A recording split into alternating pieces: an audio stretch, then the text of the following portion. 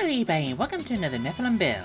Today we're gonna topple this white world, return all creation to cinders, and strike a blow that turns a blind eye to our kindred, rendering all hope of rebirth in anguish, and the model by which all forces are judged, as Megumin from Konosuba. As I see in mind, these videos are about capturing the spirit of the character rather than capturing their abilities perfectly. With that said, let's start with the ability scores. Using the standpoint where I put the 15 to Charisma, if Megumin isn't your favorite, you're just wrong.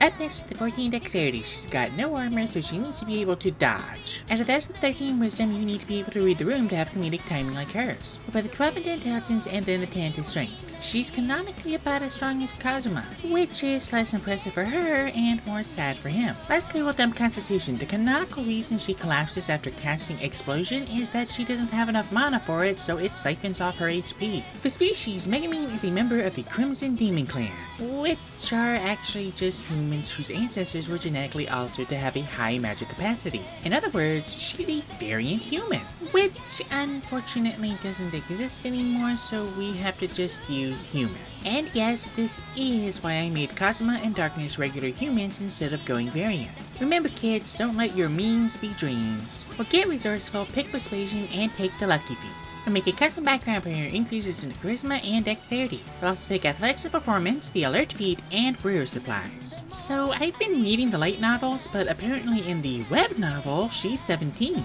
Still not legal, but I'd rather have gotten that instead of a 12-year-old considering some of the jokes in this series. Also considering what she and Kazuma apparently get up to later. Not looking forward to that. Japan has problems and we need to stop pretending it doesn't. I don't care if it's part of their culture, it's a bad part of their culture. Also, she apparently drinks in the web novel, which is why I'm bringing this all up with brewer supplies. Moving on to class, Megumin is an arch-wizard, which are known for their high intelligence. But this series is about capturing the spirit of the character, and the spirit of Megumin demands I take the class that will let us cast the most powerful So we're going to go with Sorcerer, getting Charisma and Constitution saving throws. We'll also pick Arcana and Intimidation for skills and be proficient with simple weapons. At level 1 we get innate Sorcery and 4 cantrips taking Prestidigitation for effects. We'll also take Blade Ward, Friends, and Mending to fill the slots. We'll get 2 spells, taking Charm Person for that charm and Silvery Barbs for that sass. At level 2 we'll get Font of Magic and Meta Magic, taking Empowered Spell and Extended Spell. We'll also take Expeditious Retreat to flee and Detect Magic.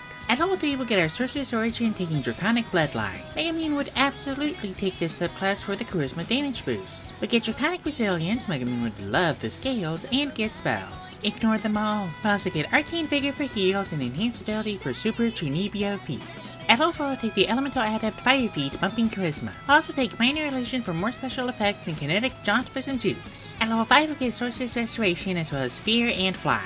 Ignore Fly, keep Fear. Everyone should fear Megumin. We'll also take Haste to really book it and Protections from Energy for resistances. Kazuma's the only one who ever takes any real damage.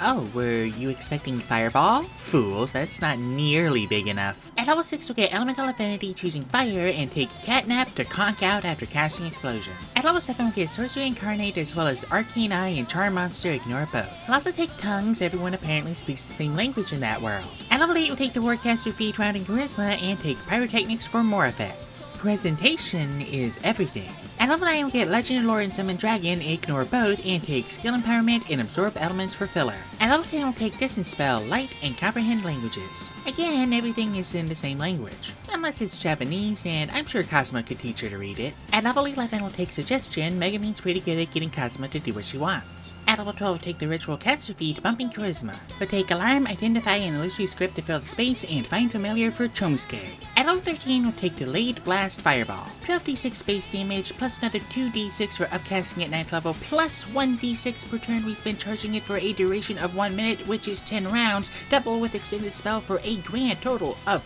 34d6 fire damage, plus our soon-to-be capped Charisma. This is it, our true, glorious, ultimate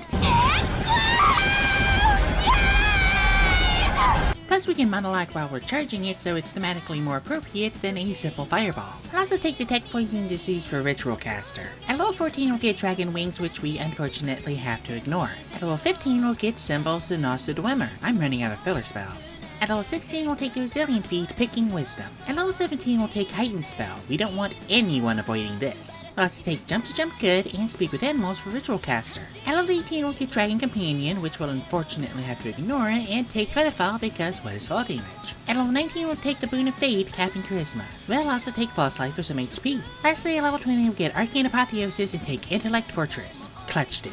Now that we're level 20, we finally have our modifiers. Our AC with Draconic Resilience is 18, our new speed is 30, and our average HP is 82 with 20 d6 hit dice. And with that, we are done. Now what can this build do?